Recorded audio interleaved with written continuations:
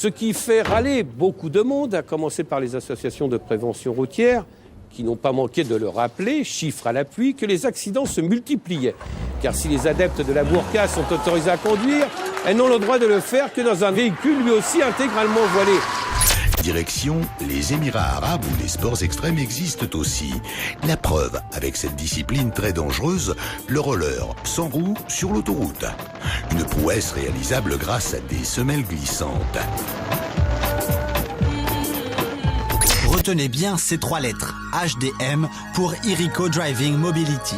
Ce projet un peu fou, sorti de l'imagination de plusieurs entreprises espagnoles et du célèbre MIT, pourrait bien être la voiture de demain. 4 roues indépendantes tournant sur 3 axes et un habitacle totalement rétractable pour faciliter le stationnement rendent ce concept tout simplement révolutionnaire.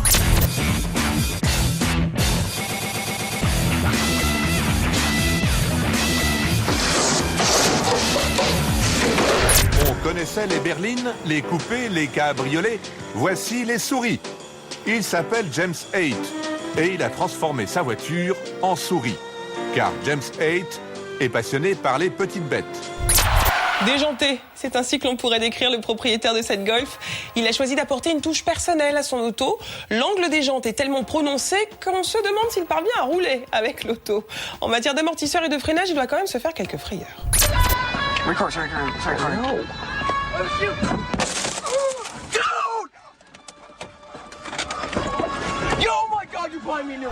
Le rallye, c'est aussi l'occasion pour les équipages de découvrir des paysages magnifiques.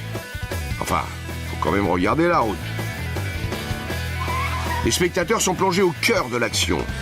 Peut-être même un peu trop parfois. Cette camionnette était coincée sur les rails alors qu'un train était à l'approche. Du coup, un passant plutôt sympa a aidé le conducteur à s'en sortir. Hop là. Et le moins qu'on puisse dire, c'est qu'il a eu chaud à l'arrière-train.